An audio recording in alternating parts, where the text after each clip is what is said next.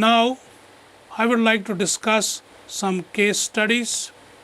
Laurie Ferguson is yet another example of how traditional medical approaches not only fail to provide relief to pain sufferers, but often fail to correctly diagnose the problem.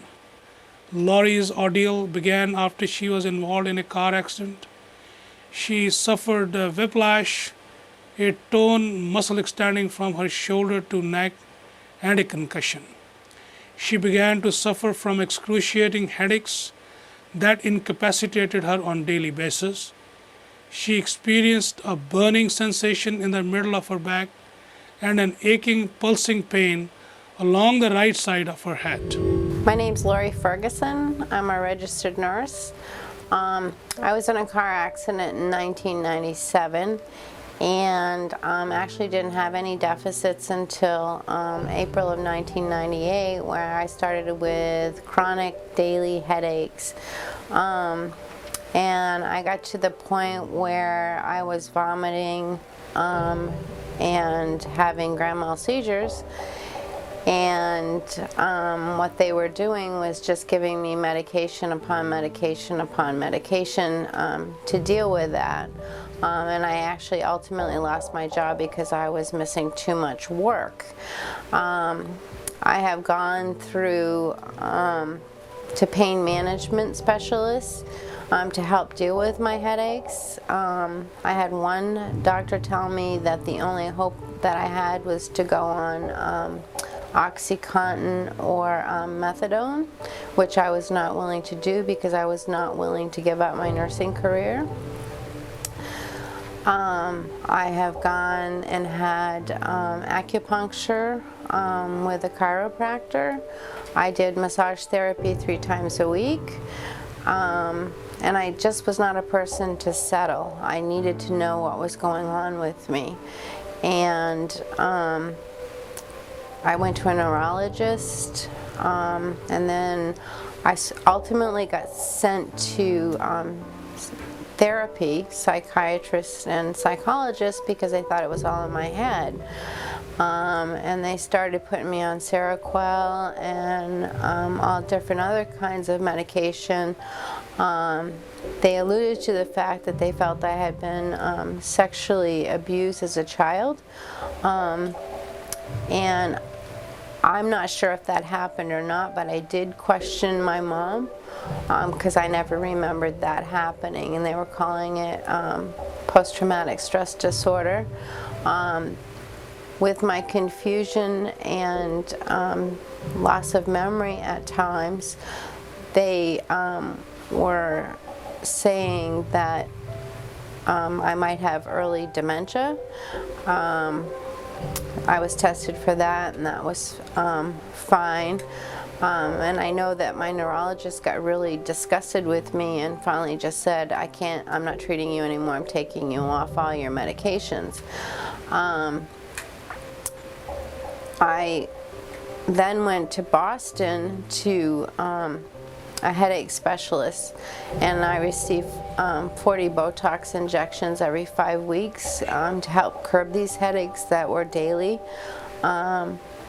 And I've gone to emergency rooms when I've been having them, and they tell me that I was a drug seeker, and they wouldn't give me even ibuprofen.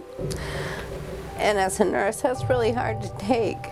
And one of my last jobs, because my coordination was off and they accused me of having slurred speech, they pulled me off the floor 2 hours after I had been working, and I did not have any medicine in my system. I immediately went to the emergency room and demanded that they do blood tests. The ER doctor told me I could go back to work, but they wouldn't let me go back to work, and ultimately they terminated me. And it wasn't until I well, I need to back up. I was sent to another physician, a neurologist down here in Maryland by my PCP, and he sort of looked at me like I was this crazy lady and was very upset with me that I was taking Fioricet with codeine, and they were going to put me in the hospital for a week-long DHE drip, but they told me I had to be off of all my medicine, and then I was going to have to be on phenobarb and Klonopin for 1 week. And I was not willing to do that because I'm not willing to give up my nursing. I was sitting in my PCP office, and I happened to see Women's Health magazine and was flipping through it, and I saw Dr. Ajrawat's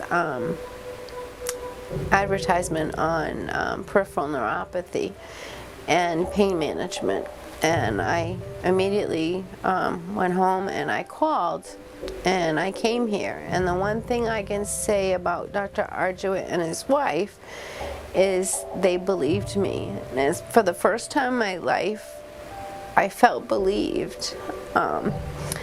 And he did injections in my back, and he taught me the meditation therapy, and I have not taken medicine for my headaches since March.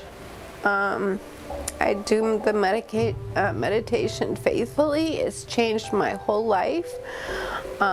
It's made me a calmer person. I'm now working full-time. And I just really want to thank Dr. Ajrawat and his wife for believing in me and helping me get this far, because my family wanted me to go into a drug rehab. My first husband, divorced me for being a prescription drug addict, and he was attempting to have an affair with a family member because he said, quote unquote, they were safe and he couldn't deal with my headaches. The man that I've married now is a godsend. He's very supportive and very helpful. And,